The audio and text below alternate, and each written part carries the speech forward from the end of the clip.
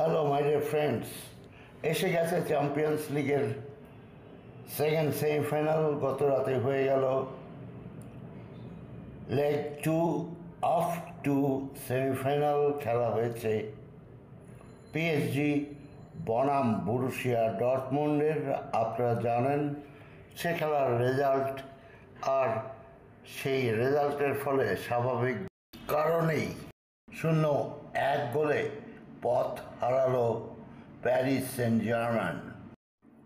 গত সেমিফাইনালের মতোই এই খেলায় বারপোস্ট অনবদ্য খেলল, 3-3টে শট ঠেকিয়ে দিয়েছে বারপোস্ট, আর এর ফলেই পিএসজি এবং এর সভাপতি নাসের আল খোলাইফির ভাগ্যের চাকা ঘুরল না, ছিটকে গেল তারা, অর্থাৎ পিএসজি চ্যাম্পিয়ন্স লিগ থেকে।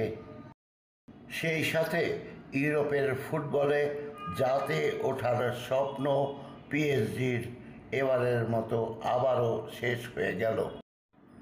জার্মান প্রিমিয়ার লিগ বুন্দেসলিগার 5 নম্বর অবস্থানে থাকা দল বরুসিয়া ডর্টমুন্ড জিতে গেছে সেমিফাইনালে। এখন তাদের লক্ষ্য লন্ডনের ওয়েম্বলি স্টেডিয়ামে, যেখানে হবে চ্যাম্পিয়ন্স লিগের ফাইনাল।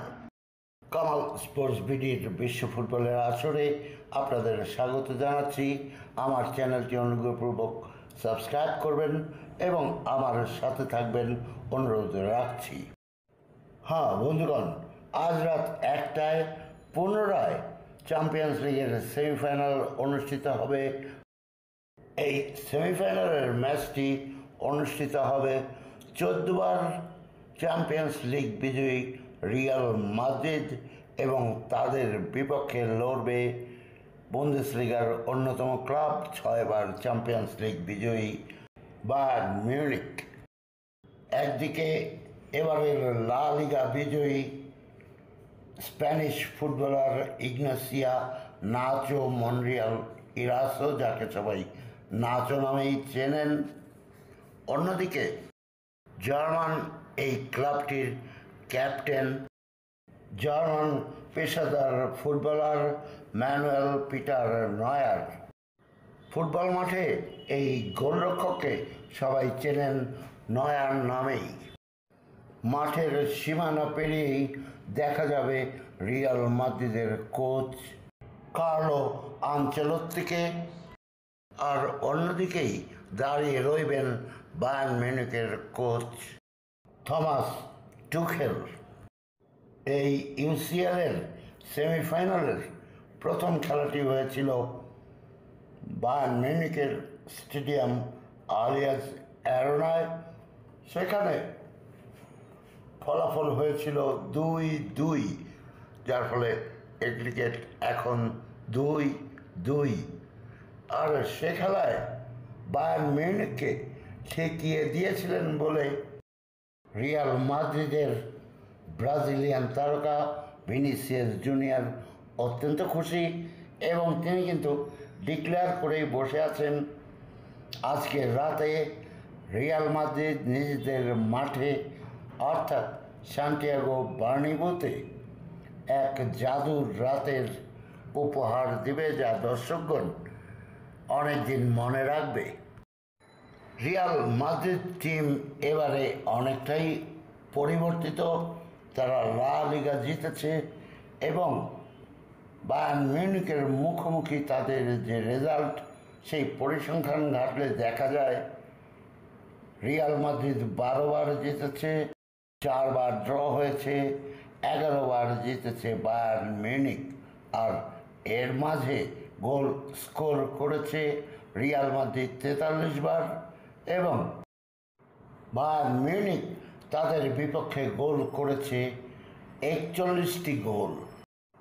আজকের এই খেলাটিতে বায়ার্ন মিউনিখের কোচ থমাস টুখেলের হাতে রয়েছে বেশ কজন ইনজুর্ড খেলোয়াড়। অপরদিকে প্রতিপক্ষ রিয়াল মাদ্রিদের কোনো ইনজুরি সমস্যা নেই, তারা সকলে ফিট এবং প্রস্তুত নিজেদের মাঠ সান্টিয়াগো বার্নাব্যুতে তারা যেন উড়িয়েই দিবে বায়ার্ন মিউনিখকে। হ্যাঁ, যা বলছিলাম, কার্লো আনচেলত্তির অবশ্য ইনজুরি সমস্যা নেই, অত্যন্ত ফিট ভিনিসিয়াস জুনিয়র। ব্রাজিলের এই তারকা ফুটবলার গত সেমিফাইনালের প্রথম লেগে জার্মান ক্লাব বায়ার্ন মিউনিখের বিপক্ষে দলের করা দুটি গোলই তার পা থেকে এসেছিল। জুড বেলিংহাম গতদিন অত্যন্ত ভালো খেলতে না পারলেও তিনি ফিট অবস্থায় রয়েছেন। রড্রিগো সেদিন একটি পেনাল্টি আদায় করে নিয়েছিল, সেটি আদায়ের ফলেই সমতায় ফিরেছিল রিয়াল মাদ্রিদ। রড্রিগো পরিপূর্ণ ফিট। আজকে রড্রিগোর জাদুময় ফুটবল দেখার আশা করছি। খেলবেন টনি ক্রুস, তিনিও ফিট। গত প্রথম সেমিফাইনালে তার অনবদ্য পাস জাতিকে ভিনিসিয়াস জুনিয়র গোল করেছিলেন প্রথমে, সেই পাসের কথা স্মরণে রাখার অনুরোধ রইল।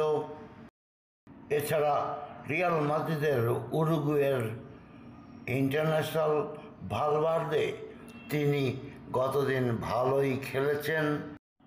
অনেকেই বলছেন কার্লো আনচেলত্তি হয়তোবা এডার মিলিটাও তাকেও নামিয়ে দিতে পারেন যদি তার এসিএল ইনজুরির সমস্যার সমাধান হয়ে থাকে।